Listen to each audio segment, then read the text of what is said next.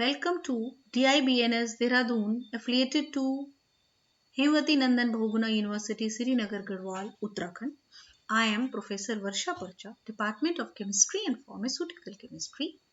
So I'll be taking your module on spectroscopy under the paper Spectroscopy and Solid State for MSc Chemistry, third semester. And my module I am beginning with ultraviolet spectroscopy. We have done few of the video lectures earlier also, but now this is the module which is showing us calculation of lambda max for different chromophore, which is termed as Woodward-Fizzer rule. So let's start, students. So this is application of Woodward-Fizzer rule in structural elucidation of organic compounds. Organic compounds का structure देने में Woodward और phasor का rule कैसे help करता है, ये हमारे इस वीडियो का ऑब्जेक्टिव है.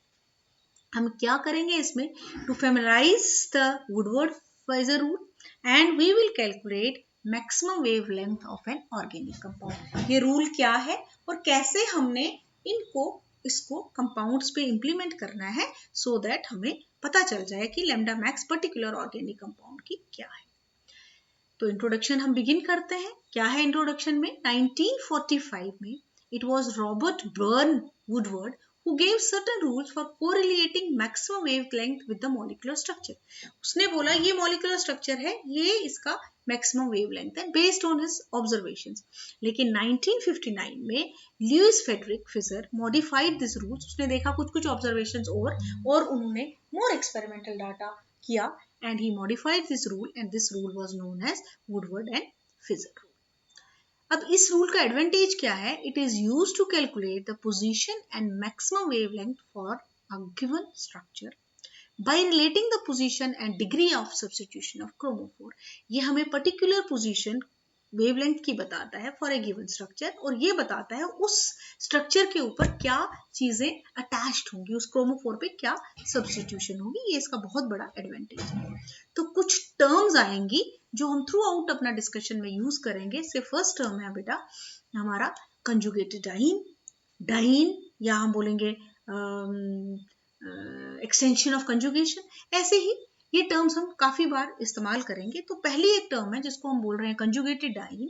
ये कंजुगेटेड डाइन जो है ये ऑर्गेनिक कंपाउंड्स हैं जिनमें दो या दो से ज्यादा डबल बॉन्ड हो, लेकिन वो दोनों डबल बॉन्ड जो है आपस में एक सिंगल बॉन्ड से सेपरेटेड हो. Means you can say double bond single bond, double bond single bond. उसको हम कंजुगेटेड डाइन कहते हैं. डाइन का मतलब है एक डबल बॉन्ड, है ना.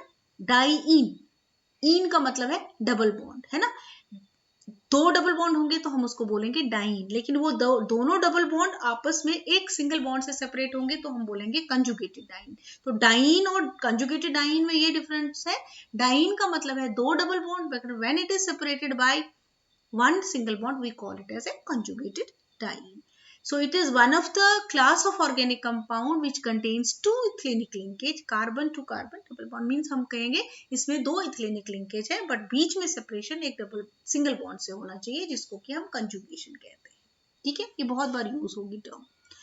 वुडवर्ड फेजर रूल में उन्होंने बोला कि अगर we have a simple diene, simple double bond single bond double bond, simple acyclic, बाद में रूल्स में रिंग वाले भी आ गए, लेकिन सिंपल कोई एसाइक्लिक होगा या रिंग में होगा कोई भी डाइन, तो उसकी एक वैल्यू फिक्स कर दी. So we call that, we say that we have a fixed value, that अगर minimum you have got two double bonds present, so there is a fixed value for that particular dine.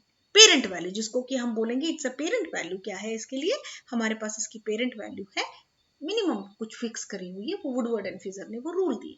The contribution made by various alkyl substitutions or ring residues or double bonds or extension of conjugation or polar groups, say chlorine, bromine, methoxy, so many groups are added to the base value to obtain a lambda max for particular compound. मतलब है ये minimum हमने value fix कर दी. Acyclic alkenes की dine की अलग है, हेट्रोएनुलर होमोएनुलर ring के सिस्टम में है उसकी अलग है, साइक्लिक में 6 मेंबर में है या 5 मेंबर में, डिपेंडिंग अपॉन, हमने एक मिनिमम वैल्यू फिक्स कर दी कि अगर कुछ भी नहीं इसके साथ जुड़ा है तो minimum butadiene, simplest cyclic diene है, उसकी वैल्यू एक फिक्स कर दिए, ये इतनी तो आनी ही आनी। लेकिन अगर इसमें कोई ग्रुप जुड़े होंगे, से फॉर एग्जांपल हमारे पास एल्काइल ग्रुप जुड़ा होगा, या हमारे पास रिंग के साथ जुड़े होंगे, या हमारे पास एक्सटेंशन हो गया डबल बॉन्ड का, या उसमें कोई पोलर ग्रुप जुड़ गए जैसे क्लोरीन, ब्रोमीन एटसेट्रा, तो वैल्यू में चेंज आएगी, हम उसमें ऐड करते जाएंगे। तो वुडवर्ड ने ऐसा रूल दिया कि ये कैसे कैसे आपको ऐड करने हैं और कैलकुलेशन कैसे करेंगे। ठीक है, अब जो एक और चीज आएगी, एसाइक्लिक ब्यूटाडाइन की तो कोई प्रॉब्लम नहीं है, लेकिन अगर ये डाइन रिंग के अंदर हो तो हमारे पास दो सिस्टम्स बनते हैं। एक सिस्टम को हम बोलते हैं, आज मैं थोड़ा इंट्रोडक्शन दूंगी कि कितना हम इसमें डाल सकते हैं, मतलब कितना, क्या क्या बेस क्या होती है, फिर हम आगे इंक्रीमेंट्स एंड प्रॉब्लम सॉल्व करेंगे।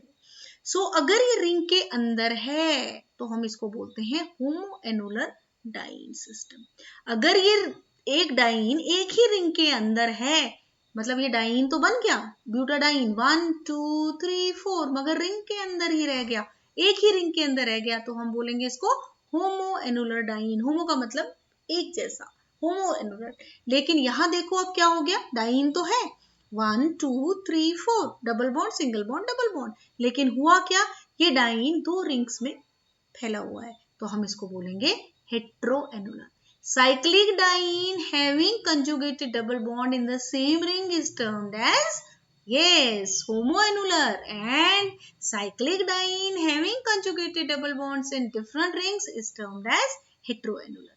अब ये जो डबल बॉन्ड्स हैं, ये इनको हम एक्सोसाइक्लिक और एंडोसाइक्लिक भी कहते हैं। एज द नेम इंडिकेट्स, एंडोसाइक्लिक का मतलब होगा अगर रिंग में एक डबल बॉन्ड है, हम इसको एंडोसाइक्लिक कहेंगे, लेकिन एक्सोसाइक्लिक का मतलब होता है एकदम रिंग के बाहर, just in the beginning of the ring. ये रिंग है, रिंग के एकदम बाहर, रिंग के यहाँ, रिंग के यहाँ, रिंग के यहाँ, जहां पर भी रिंग का कार्बन है उसके साथ ही अगर डबल बॉन्ड हो जाए हम उसको एक्सोसाइक्लिक कहते हैं। जैसे कि अभी आप देखेंगे, double bond present in a ring is termed as endocyclic double bond.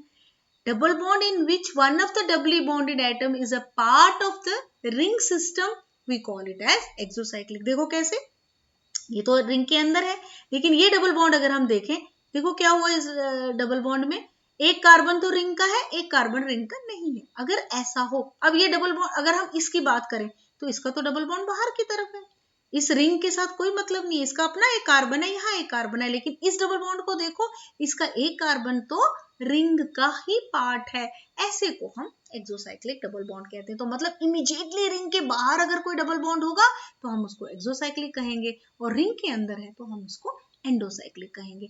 अब अगर हम यहाँ देखें, ये रिंग ए है और ये रिंग बी है, अगर हम रिंग बी को देखें तो हम कहेंगे इसके पास, रिंग बी के पास तो एक एंडोसाइक्लिक तो है ही, रिंग के अंदर है, लेकिन इस रिंग के बाहर एक डबल बॉन्ड है, एक्सोसाइक्लिक। अगर ये ब्यूटाडाइन है, ब्यूटाडाइन का एक डबल बॉन्ड तो रिंग के अंदर है और एक डबल बॉन्ड रिंग के बाहर है, और उसका नेचर एक्सोसाइक्लिक है। लेकिन अगर हम रिंग ए को देखें तो इसमें एक ही डबल बॉन्ड दिख रहा है, दूसरा तो बाहर चला गया, लेकिन ये एक्सोसाइक्लिक नहीं है, ये एंडोसाइक्लिक है। तो ये टर्म्स हमारे पास आएंगी, एंडोसाइक्लिक, एक्सोसाइक्लिक, फिर हमारे पास बेस वैल्यू, कंजुगेटेड डाइन, हेट्रोएनुलर, होमोएनुलर। तो ये कुछ चीजें हैं जो हमें मतलब पता होनी चाहिए बिफोर वी एक्चुअली बिगिन।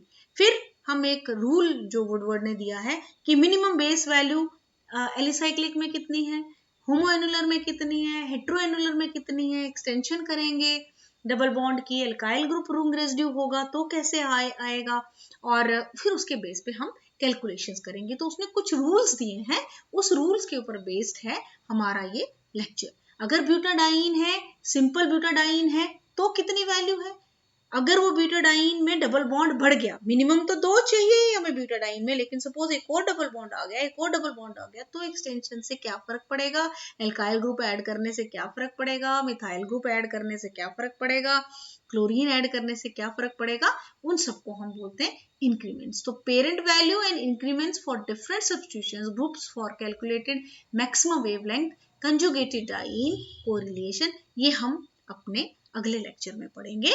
अभी हमने सिर्फ आज ये बताया आपको कि वुडवर्ड ने रूल दिए फाइजर ने इसको मॉडिफाई किए और वुडवर्ड और फाइजर रूल के नाम से वो फेमस हुए।